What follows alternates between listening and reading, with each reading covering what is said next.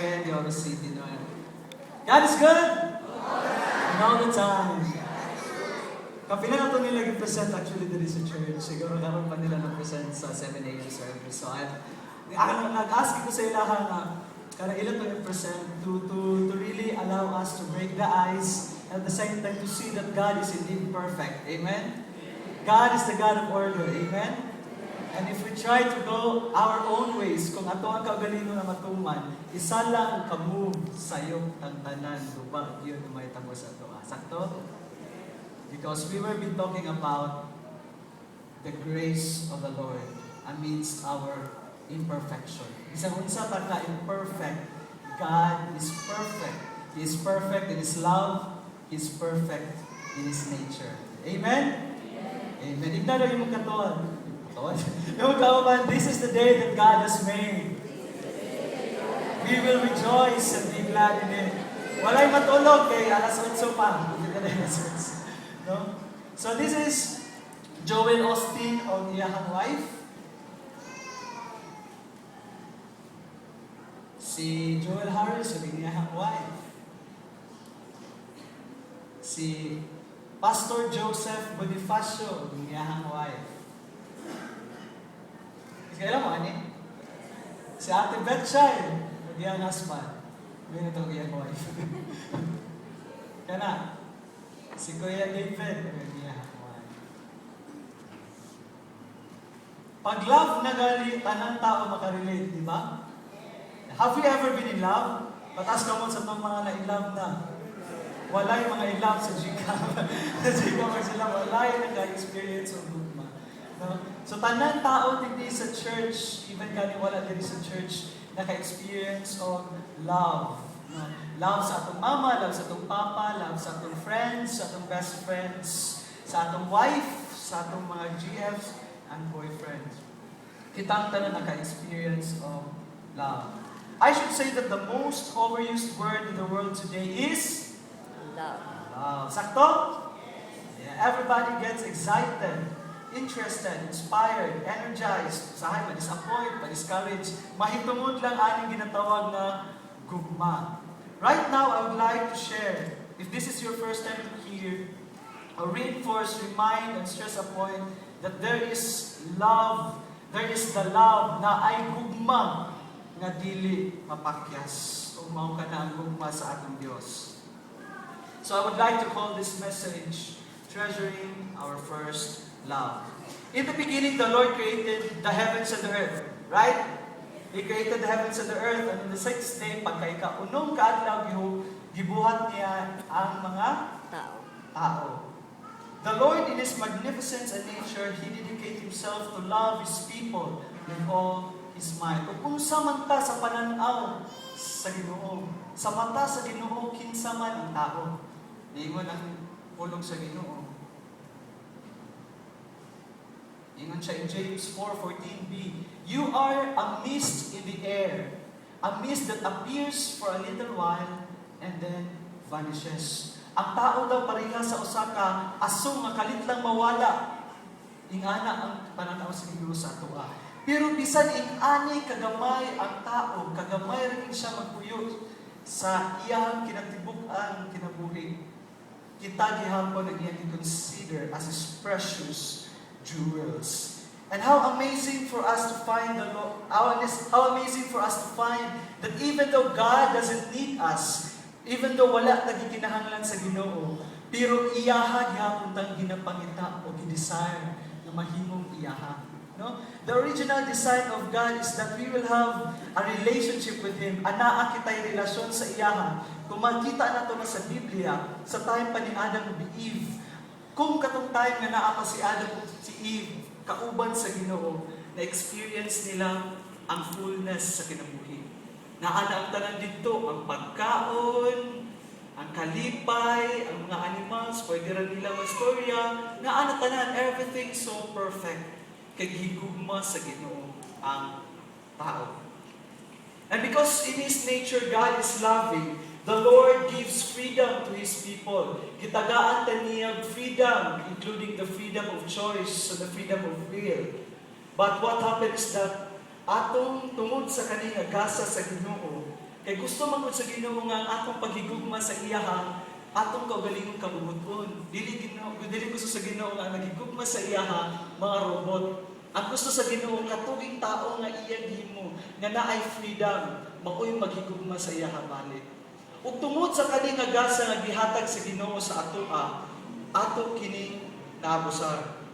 The gift that the Lord gave us was abused, and now we are trying to challenge God that we can be someone higher than Him. Tungod kay naatay kaalam, tungod kay naatay kagawasan, tungod kay naatay intelligence, emotions, gusto na nato i-challenge ang atong kagalingong Ginoo.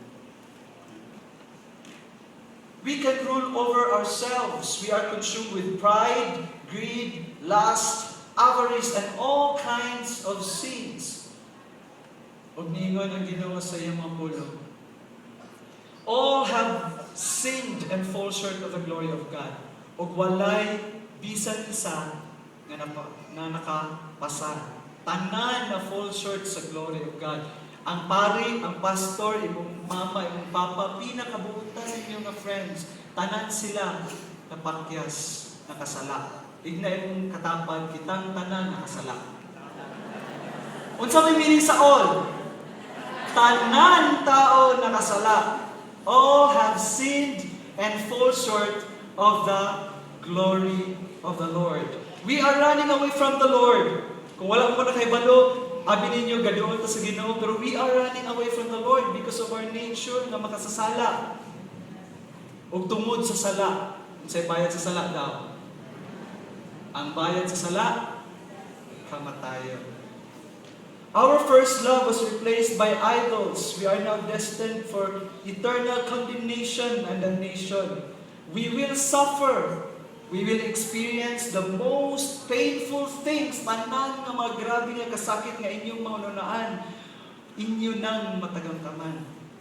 Kung ang original nga design sa Ginoo is to have the fullness of life, that you will have eternal life, that you will have abundant life, tungod kay nakasala ang tao, kanang tanan nga kasakit mao yang atong experience. Nga naman, God in His nature is a loving God. Amen? But at the same time, God is a just God. Ang Ginoo, Ginoo sa hustisya. Amen? Niingon ang Ginoo ang bayad sa sala, kamatayon.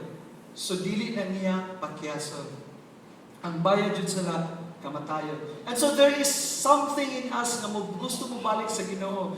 We try to go to church, we try to be religious. Sometimes gusto nato nga mo maging perfect ato ang pag-eskwela, makapasa jud ta, mahimutang valedictorian, makatrabaho tagtarong, no kay gusto nato mabalik sa Ginoo. This is the way nga pwede nato makaingon nga makabalik ta sa original design nga gihatag sa ato sa Ginoo. But sometimes even though naa na sa imuhang tanan, tungod kay insatiable ang wants of needs sa mga tao, may tabuan ni naa nga empty feeling, naa nga void experience nga atong gakabati. Tinuod dili. Magpalit kag iPhone 5 pagka next few months na po iPhone 6, gusto na po palit ng iPhone 6, sakto dili.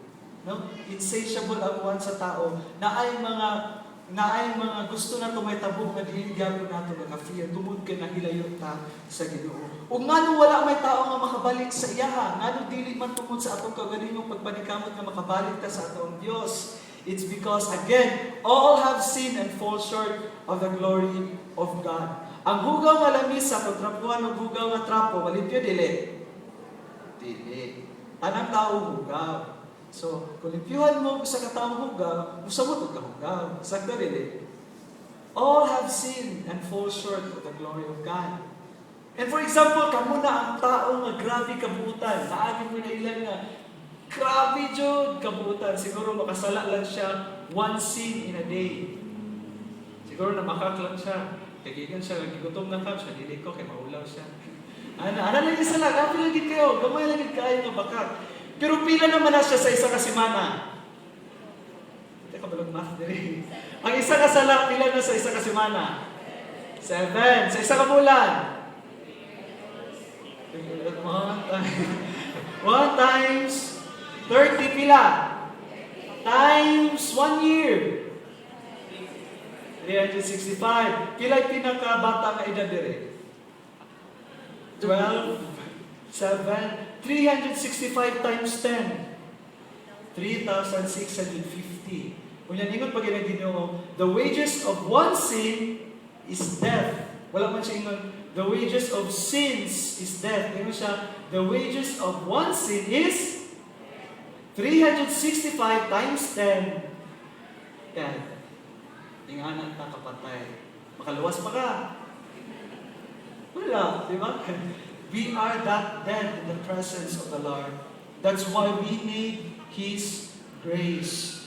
Yet by the Lord's grace and mercy, He sent His Son to become the atonement of our sins.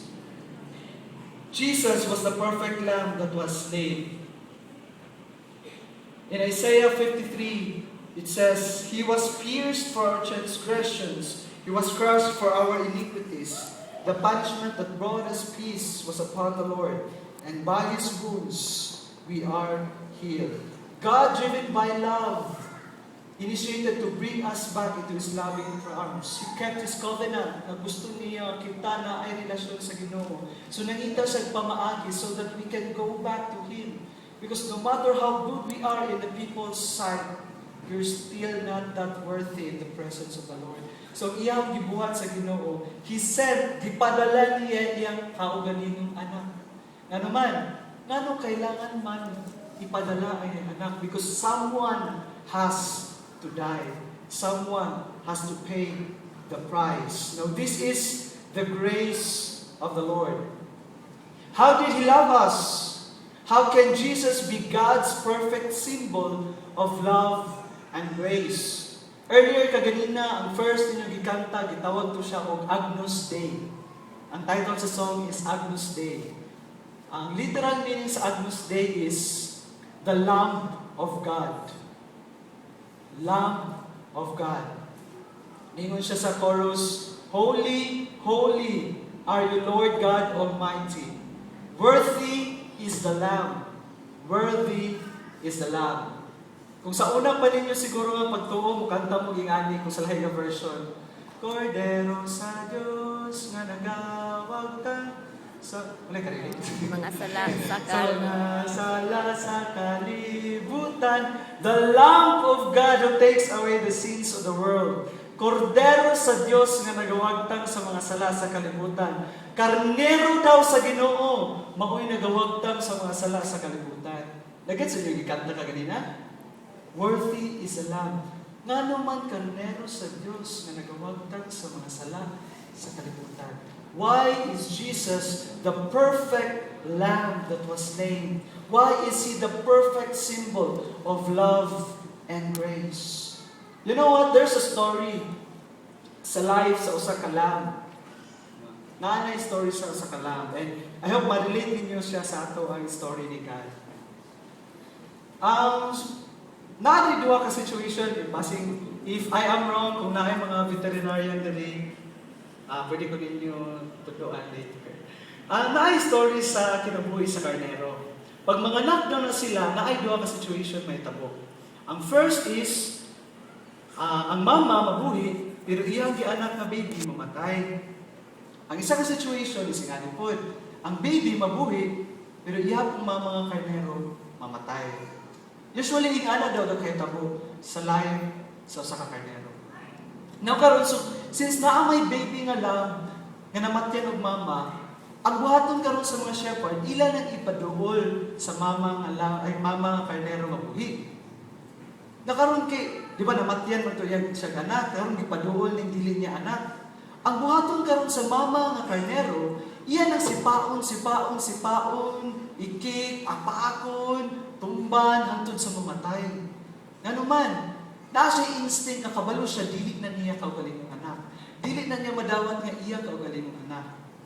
Pero karon, na-discovered sa mga shepherd na kung ang dugo sa patay nga karnero, nga baby nga lamb, ilang paon, ila dayon ibuang, i-wash nila, ikaligo nila, i-sprinkle nila sa katong living nga baby nga lamb. And then ila dayon i-usher, ayaw pa nila i-usher katong namatyan o anak na karnero. Dadto pa niya dawaton ang katong baby nga lamb, even though dili niya anak. Now what's the reason behind? It's because of the blood nga iya masimutan sa katong patay niya nga anak, gikaligo sa katong living nga lamb. Iya ni i-recognize as hers pala, as iyaha. Nga naman, makita niya, ma-recognize niya, masimutan niya ang dugo sa iyahang anak. Ayaw pa niya dawaton. That's why He's the perfect lamb that was slain. Kay tungod sa dugo ni Jesus, nga gi-cover, gi-shed, pinaagi sa paglansad sa krus, nga nag-cover sa matag usa sa atua, ang makita sa Ginoo ang iyang kaugalingong anak. Nagets ninyo? He was the perfect lamb that was slain. That's why He has to send His Son to die on the cross so that through His blood, pinaagi sa iyang dugo, nag-cover sa atua, madawat niya balik. That's how grace works. Mauna ang paglihok sa grasya sa Ginoo. Grace is unmerited favor. Pabor siya sa Ginoo nga wala pa may gilihok. Iyan na dayon ang gihatag sa inyo. It's a free gift. Therefore, salvation is a free gift. Nakita ninyo kung unsa ka-importante ang grace? That's how He loves us. Mutot, God loves every one of us tonight. And today pala, this morning. No? He loves us so much that even though He naasay kaugalingong anak at higugman niya, iyang ipadala para kita maluwas. It is interesting to know that the Lord illustrates His love and commitment to His people. Always niya ginaingon niya ang iyadang mga katawhan, ginatawag niya as bride. And Jesus is the bridegroom because He loves every one of us. Now let us see some characters of Paul that shows that he's an all-out lover of the Lord. If you come to understand the greatness, the vastness, the deepness, the depth of His love for us, then there's no other way but to love the Lord. If naay nagigugma sa inyo nga todong-todo ang Ginoo na. Now, how can we be an all-out lover of the Lord? Now, let's take a look in the life of Paul. Paul, the man transformed by the Lord. Paul was joyful in spite and in spite of.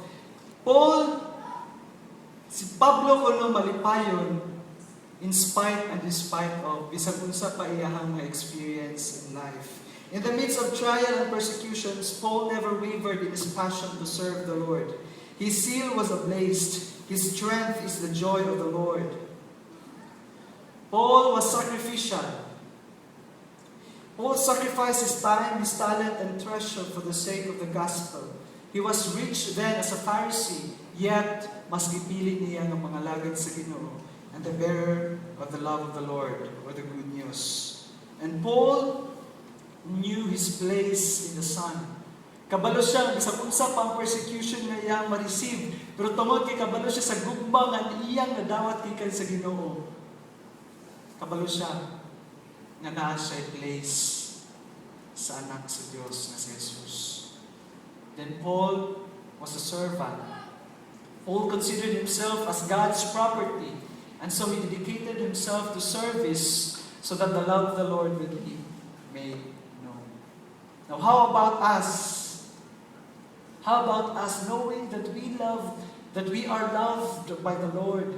Kung unsa ito nahibalaan before, nga ingana lang, no, grabe, kataas, kalapan, ang pagigugma sa Ginoo sa ato. Our life is just a puff in the air, a vapor in the wind. Wala ra pala pulos daw. Pero tungod kay naatay dako ang Dios, it's now precious. It's now worthy. Now, as we come to understand His grace, this is now the challenge for us to go deeper in relationship with the Lord. Get to know the Lord. Ingon siya in John 17:3.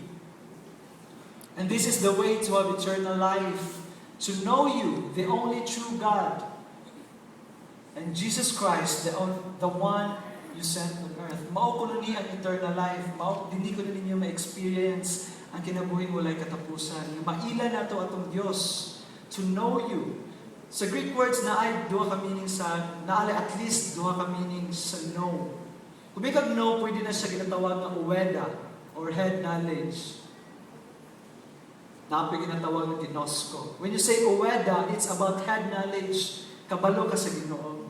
Pero when you say ginosko, it's an intimate relationship with the Lord. Now, nga naman nga intimate nga relationship ang gusto sa Ginoo sa atoa. Nga naman dili enough nga makabalo lang ta nga naay Dios manigugma sa atoa. Nga naman relationship. Nga naman ang Ginoo, if you believe in Him, if you receive Him, He gave you the right to become His children. Nga naman kailangan na at a relationship so that we will become His children.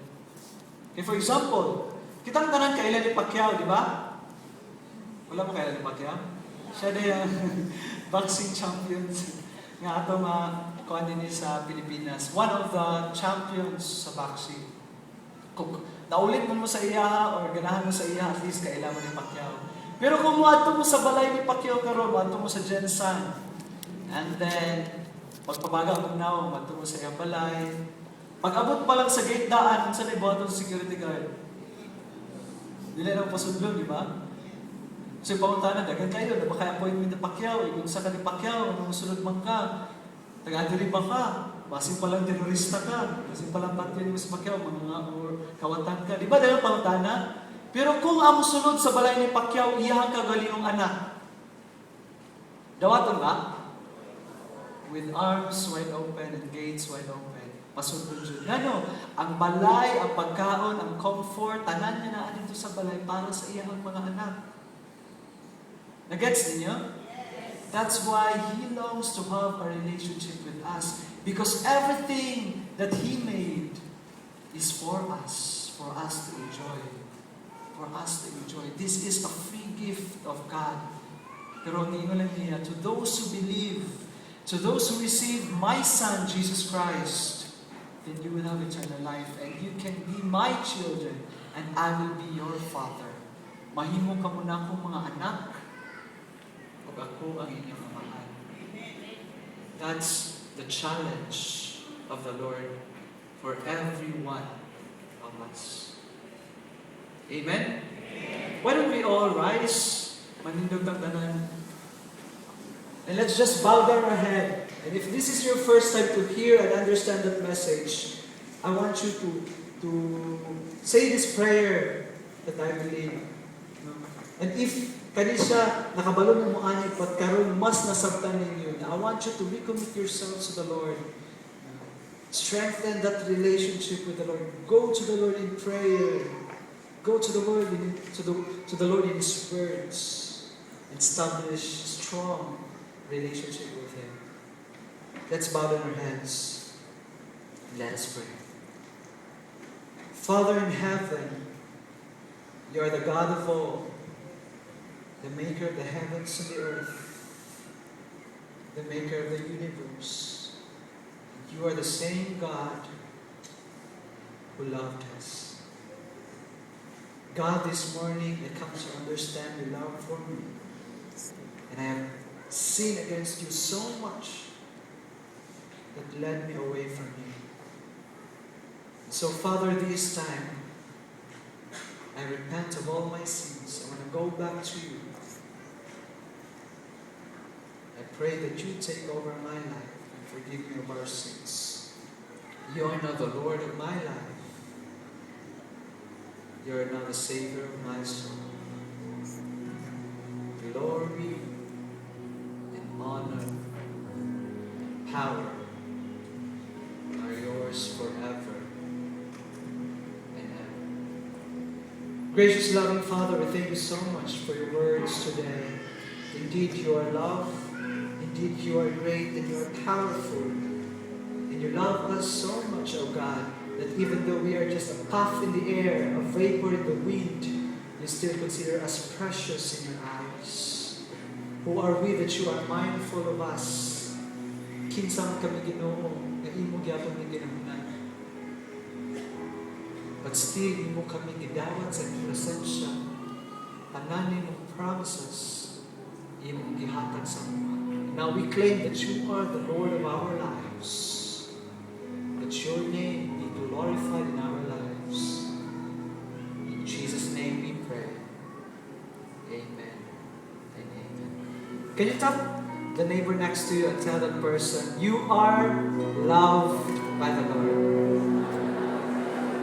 And that's true. That's for sure.